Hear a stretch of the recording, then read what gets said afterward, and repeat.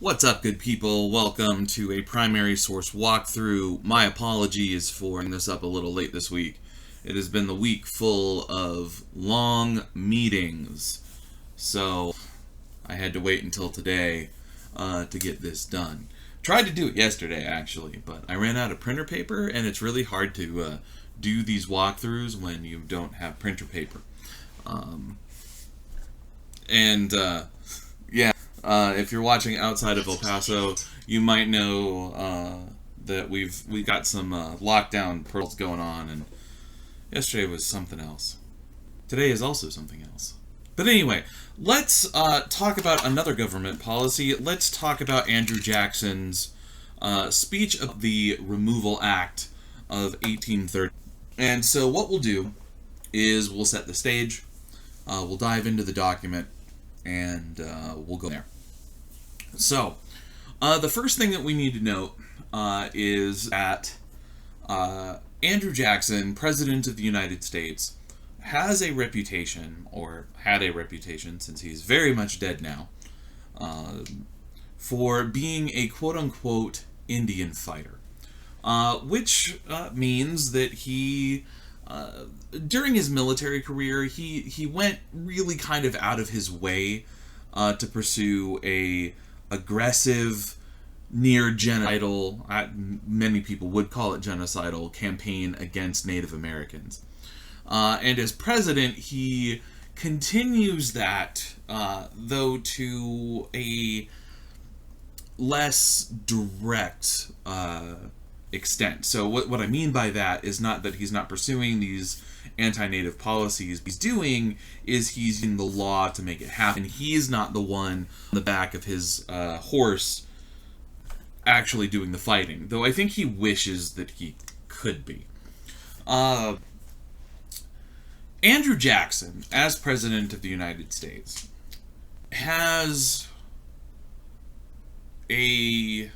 not a responsibility, but he has in his mind that he needs to make sure that his constituents are satisfied with his policies. And suffice it to say that Andrew Jackson was a controversial president in the American political world right from the get-go. We know that the Democratic Republicans and then the Whig Party, which formed really kind of around Jackson, didn't want him anywhere near power. We saw this with the election of 1824 and especially 1820. We live in a world where our presidential elections are pretty nasty. This one that election day is next week is nasty in its own right, but 1828 was a particularly nasty election. Andrew Jackson, and the current president of the United States have a lot in common as far as some of the things that they were willing to do and say. In any case, Andrew Jackson has as his main body of support Southern whites. And really only white men can vote at this point anyway. So he's not trying to appeal to anybody else, but, as opposed to the dudes from, like, Massachusetts, New England, just generally speaking, some more northern states, the majority of his support comes from southern states, especially these new admits like Georgia, well, not Georgia, Georgia's been around, but like Alabama, Mississippi, those sorts of states. And what we know from our reading is that those states have become awfully wealthy through the production of cotton.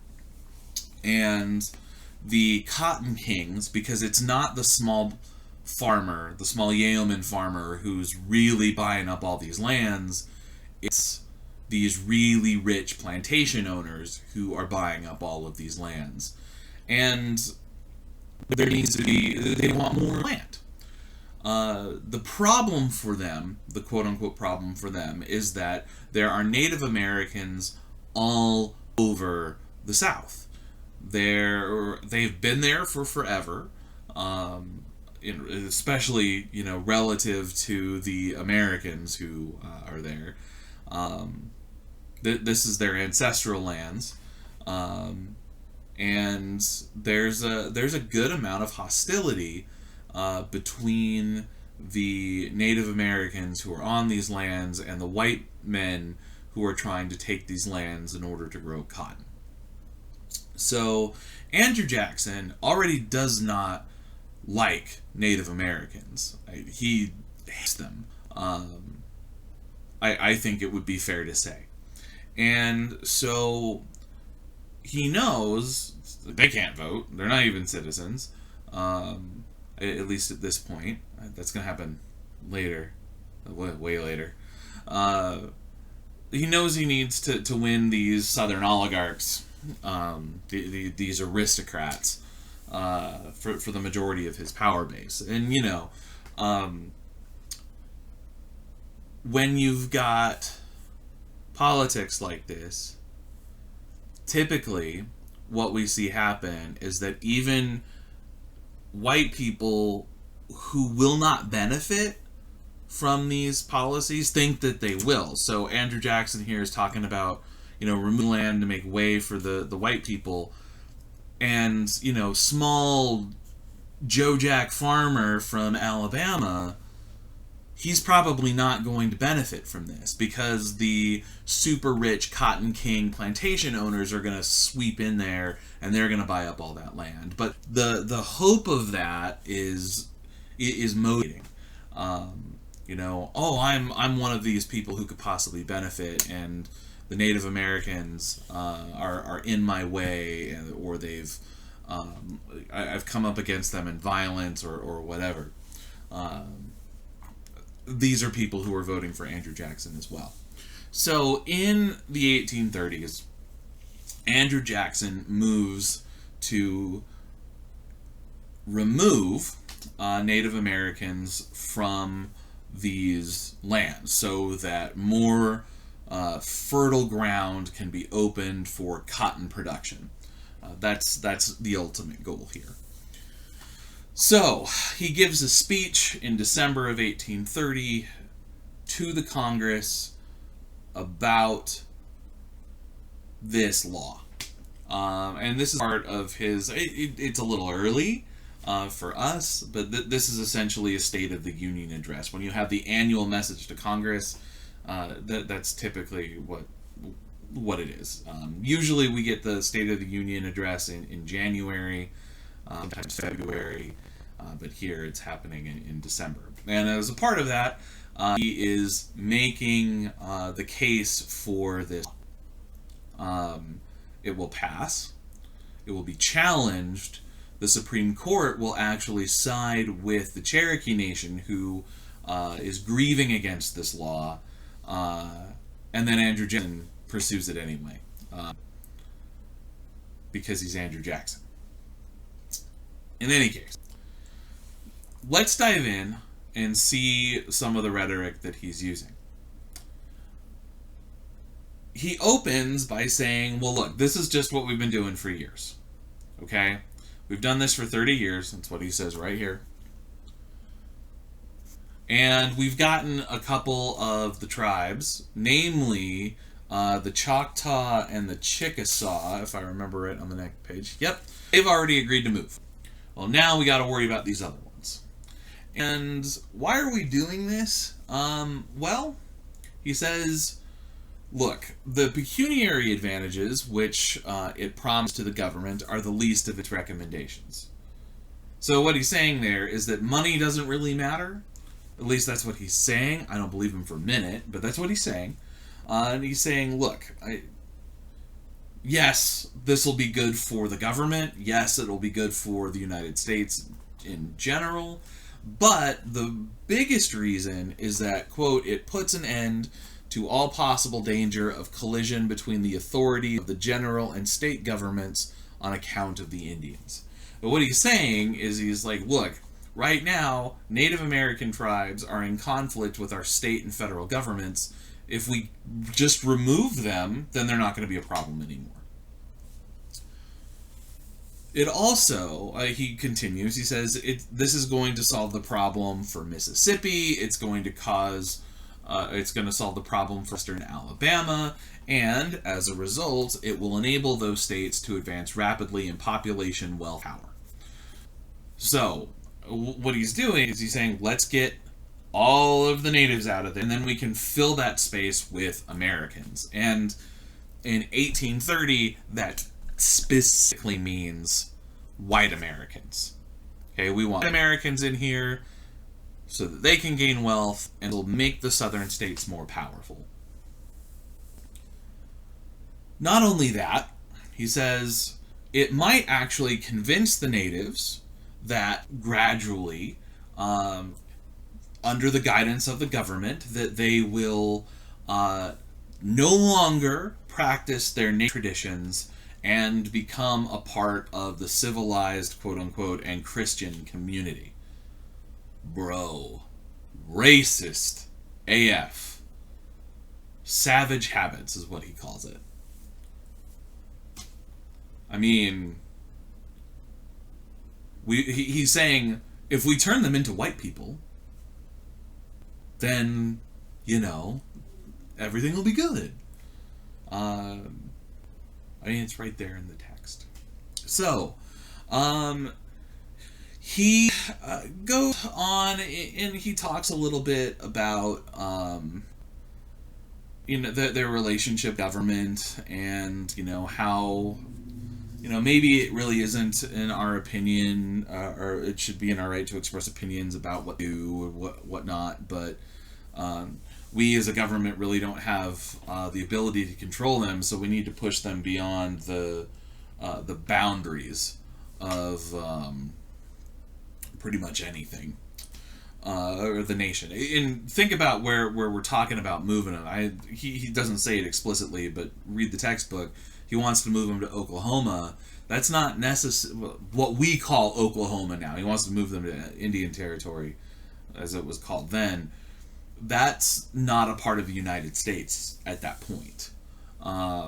It's territory-ish, but it's unincorporated territory. It's it's complicated. But he's saying, like, if they're not going to be Americans, then they shouldn't be in America. So let's get them out of here.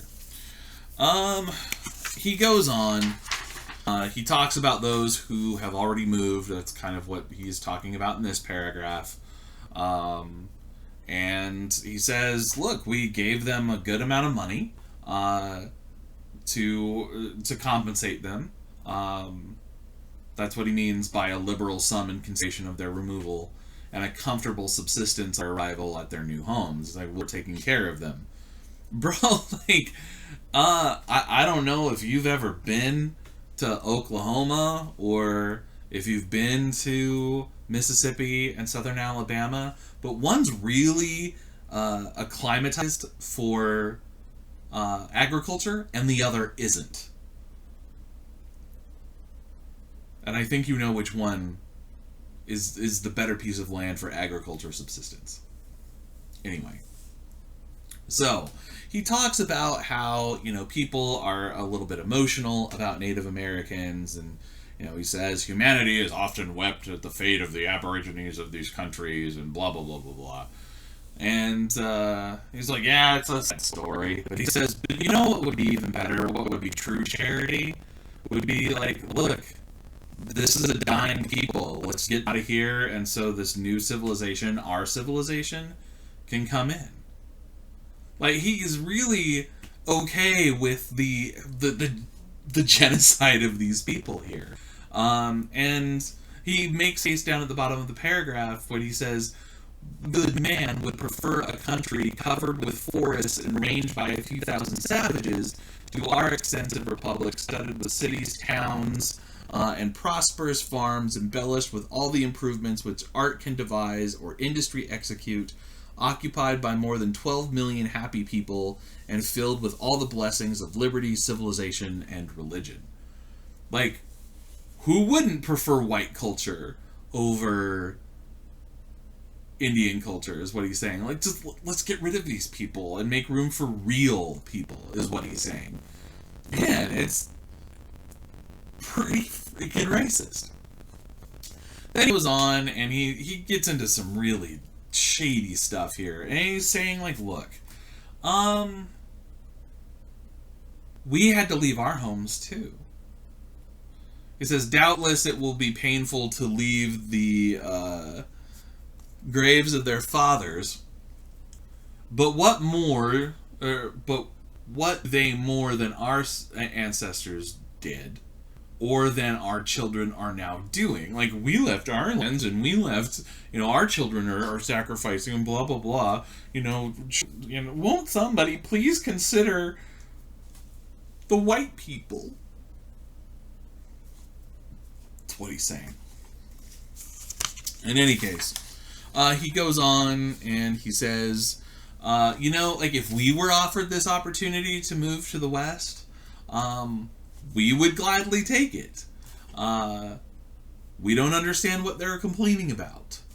And, like, what about the white people who are on these lands too? Don't they have an attachment? This is some gross stuff. So, he closes this out. He says, rightly considered, the policy of the general government, the federal government towards the red man, is not only liberal but generous. He, the native, is unwilling to submit to the laws of the states and mingle with their population. To save him from this alternative, or perhaps her annihilation, the general government kindly offers him a new home and proposes to pay the whole expense of his removal and settlement. So he's like, if they don't take it, essentially what he's saying, well, they're going to die. We'll kill them. Or if the federal government doesn't do it, the people of Alabama, Mississippi, etc. will. So they should take the deal. Otherwise, subject to annihilation. Real nice stuff. He will follow this policy. He continues to remove as many Native Americans as he possibly can, and this culminates with something called, you probably know as the Trail of Tears, though that happens after Jackson's administration. That's during the presidency of Martin Van Buren, Jackson's successor. But this is a policy that continues on and continues on. And what's fascinating is that we get the United States gets Native Americans over to Oklahoma, and then we remove them, which we talk about. We really talk about that in History 1302, not 1301. It's something to consider. So, how the United States relates to and oppresses Native Americans is something that we have to wrestle with in our history, and it's something that we're not doing, unfortunately. So, I hope that helps with this source. This has gone on a little bit longer than I intended it to, but if you have any questions about Andrew Jackson's defense of the Indian Removal Act of 1830, don't hesitate to reach out to me by email or stop in to an office hours. Happy to talk it over with you. Have a great week. We'll be back next week more quickly with these videos, so be on the lookout for that. It's a pretty important week for us, too. And we'll talk about that a little bit later. Hang in there. Stay safe. Don't get COVID. We want you to be healthy. And let us know if we can do anything for you. Take care, guys.